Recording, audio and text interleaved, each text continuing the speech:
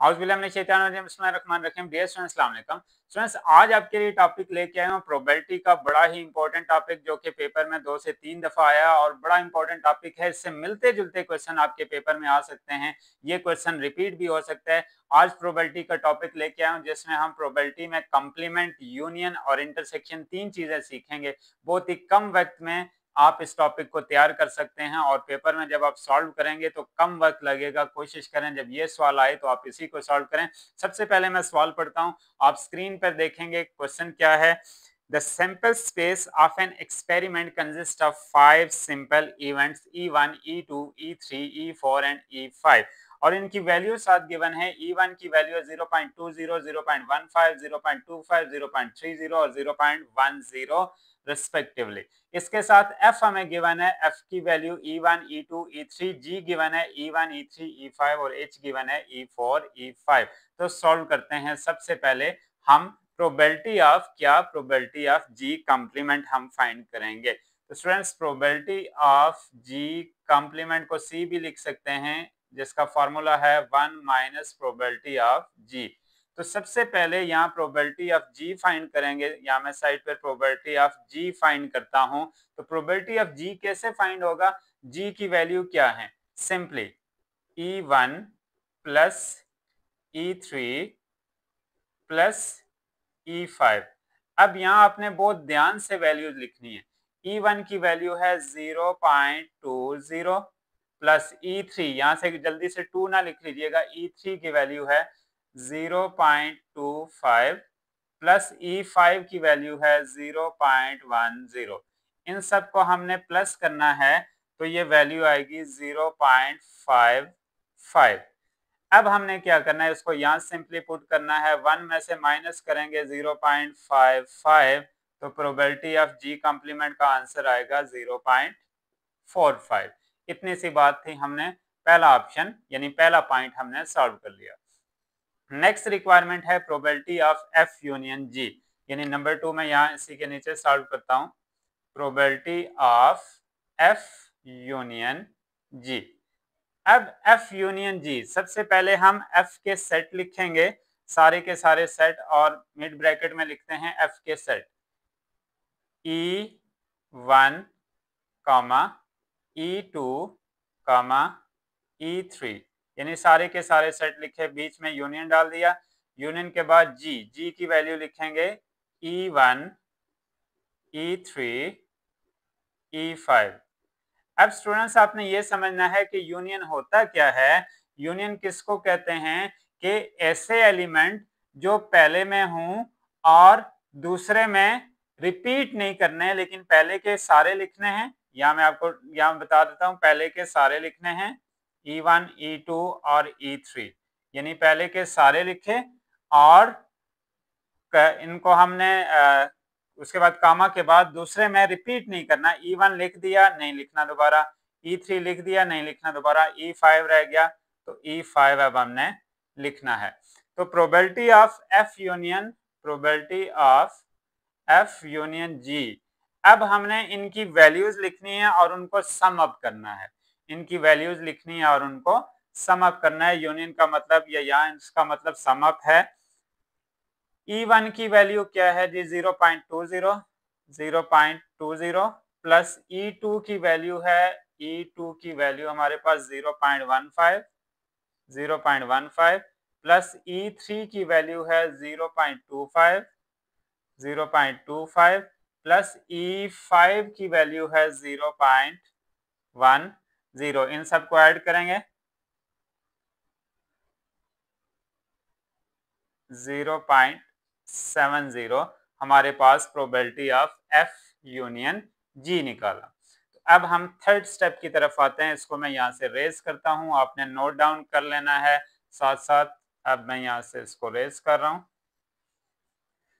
Next topic हमारा है इसमें probability of number 3, probability of F intersection H। Probability of F intersection H के लिए सबसे पहले F के सेट लिखेंगे हम। F के set E1, E2, E3, bracket close, intersection का साइन, एज के सेट हैं E4 E5।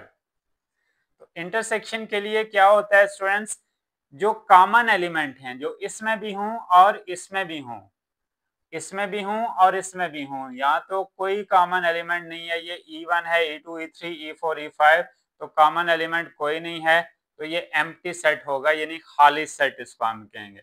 नंबर 4 सॉल्व करते हैं। चलो जी, 3 वाला एम्प्टी सेट आ गया, कोई वैल्यू फाइंड करने की जरूरत ही नहीं पड़ी। Number 4, probability of F intersection G। तो अब प्रोबेबिलिटी ऑफ F के सारे एलिमेंट फिर से लिखेंगे, E1 E2 E3, इंटरसेक्शन का साइन, और G के एलिमेंट लिखेंगे, G के एलिमेंट हैं E1 E3 E5। अब देखते हैं इसमें कोई कॉमन है, चूंकि इंटरसेक्शन में कॉमन एलिमेंट लिखे जाते हैं। E1 यहाँ भी है तो इसको हम लिख देंगे, E2 यहाँ भी है लेकिन यहाँ नहीं है, नहीं लिखेंगे, E3 यहाँ भी है और यहाँ भी है, लिखेंगे, E5 भी नहीं लिखेंगे। अब हम इसको मजीद सॉल्व करेंगे। Probability of F intersection G, values आपस में प्लस कर देंगे, E1 प्लस E3। E1 की वैल्यू हमारे पास है 0.20 प्लस E3 की वैल्यू है 0.25, तो इनको ऐड करेंगे तो हमारे पास आंसर आएगा 0.45। ठीक है, अब ये हमने प्रोबेबिलिटी का इवेंट वाला क्वेश्चन हमने सॉल्व किया। नेक्स्ट इसी में एक और क्वेश्चन है प्रोबेबिलिटी का, वो भी पहले लिख लेता हूँ फिर उसको सॉल्व करते हैं। जी तो स्टूडेंट्स, प्रोबेबिलिटी का नेक्स्ट क्वेश्चन है मेरे पास। क्वेश्चन में पढ़ लेता हूँ, आप स्क्रीन पे देख लेंगे क्वेश्चन अपना।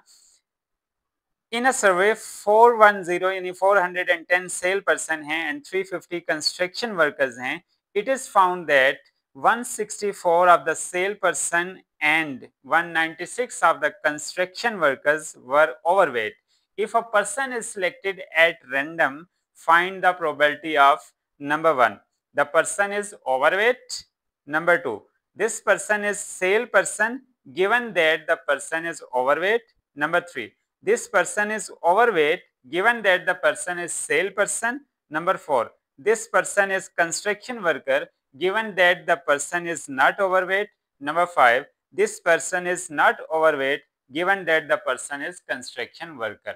तो ये क्वेश्चन है। अब इस क्वेश्चन को हम समझते हैं कि इस क्वेश्चन में हमने करना क्या। जी तो स्टूडेंट, सबसे पहले इस क्वेश्चन को सॉल्व करने के लिए हम बनाएंगे एक टेबल। तो आप टेबल बनाने के लिए देखें, सबसे पहले मैं लिखूंगा सेल्स पर्सन यानी SP लिख लेता हूँ। सेल प्राइस भी होती है लेकिन यहाँ मैं रिपीट कर रहा हूँ सेल्स पर्सन, आप कंप्लीट लिख लें तो तब भी ठीक है। सेल पर्सन हमारे पास हैं 410। कंस्ट्रक्शन वर्कर CW रिप्रेजेंट कर रहा हूँ, कंस्ट्रक्शन वर्कर मेरे पास हैं 350। अब इसको लिखते साथ ही साथ साथ आप टोटल करते जाएंगे, 067 हमारे पास ये टोटल आया। अब हमने देखना है कि ओवरवेट सेल्स पर्सन ओवरवेट कितने हैं। सेल पर्सन ओवरवेट हमारे पास यहाँ वैल्यू गिवन है 164। कंस्ट्रक्शन वर्कर ओवरवेट कितने हैं 196। तो इसका भी हम साथ साथ टोटल कर लेंगे, 6406 और 360 इसका टोटल आ गया।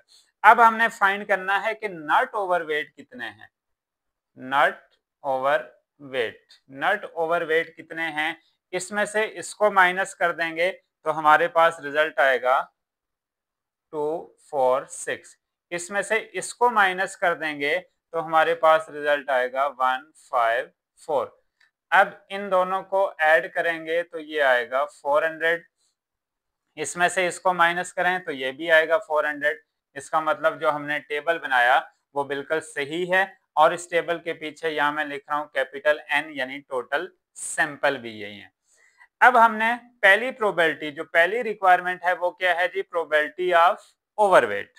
प्रोबेबिलिटी ऑफ ओवरवेट फाइंड करते हैं। Number 1, probability of overweight. Probability of overweight के लिए हमने सिंपली क्या करना है, इस वैल्यू को 360 को डिवाइड कर देना है 760 पे। सॉल्व करते हैं, 0 0 कट गया, 36/76। आपने कैलकुलेटर से सॉल्व करना है। फिर 18 2 के टेबल पे 18/3 2 ज़ा 6 38, फिर 9/19। ठीक है, मजीद अगर आप इसको सॉल्व करना चाहें तो 0 पॉइंट समथिंग होगा, 0.473 समथिंग। आप इसको डायरेक्टली कैलकुलेटर से सॉल्व कर सकते हैं। दूसरी प्रोबेबिलिटी क्या है? Probability of sales person overweight. Probability of sale person overweight. Number 2, probability of sales person overweight. अब probability of sales person overweight कितने हैं? 164 हैं जो सेल्स पर्सन ओवरवेट हैं। तो 164 को आपने डिवाइड करना है 360 पे। कैलकुलेटर मेरे पास अभी नहीं है, जो कैलकुलेट करके वैल्यू आएगी वो आपने लिख देनी है। तीसरी प्रोबेबिलिटी क्या है? Probability of overweight to sales person. Probability of number 3, probability of overweight to sales person. Overweight से सेल पर्सन की तरफ हमने जाना है। तो ओवरवेट क्या है? 164 ही है। सेल्स पर्सन कितने हैं? 410। तो इसको भी डिवाइड करेंगे तो ये तीसरी प्रोबेबिलिटी आ जाएगी। ठीक है, नंबर 4 यहाँ पे सॉल्व करता हूँ। नंबर 4 की रिक्वायरमेंट क्या है? Probability of construction worker, probability of construction worker not overweight. Probability of construction worker not overweight, यानी not overweight. Probability of construction worker not overweight, construction worker not overweight कितने हैं? 154 हैं, 154 हैं। विद रिस्पेक्ट टू किसके तहत? 400 के साथ इसको आपने डिवाइड कर देना है। पॉइंट्स में जो भी वैल्यू आएगी वो आपने लिख देनी है। नंबर 5 और आखिरी requirement, probability of not overweight construction worker. Probability of not overweight with respect to C, यानी construction worker. Not overweight, not overweight कितने हैं? 154। और इसको with respect to construction worker not overweight कितने हैं? 154। इसको with respect to construction worker 350 पे divide करेंगे तो इसका आंसर, यानी हर एक का पॉइंट में आंसर आएगा। मेरे पास कैलकुलेटर नहीं है इसलिए अभी मैंने लिखा नहीं। तो आपने ये सारे आंसर आगे कैलकुलेट करके जो भी लिखने हैं, जैसे ये मैंने पहला निकाला, बाकी भी आप इसको लिख सकते हैं। ये प्रोबेबिलिटी का थोड़ा सा कॉम्प्लिकेटेड क्वेश्चन है। अगर इस तरह का क्वेश्चन आएगा, उम्मीद करता हूं कि आपको आज के लेक्चर से बहुत सारा फायदा होने वाला है। अल्लाह पाक आप तमाम तुलबा तालिबात को बहुत अच्छे नंबरों से कामयाब करे। मजीद वीडियोस के लिए सब्सक्राइब कीजिए GM अफजल एकेडमी। अल्लाह हाफिज।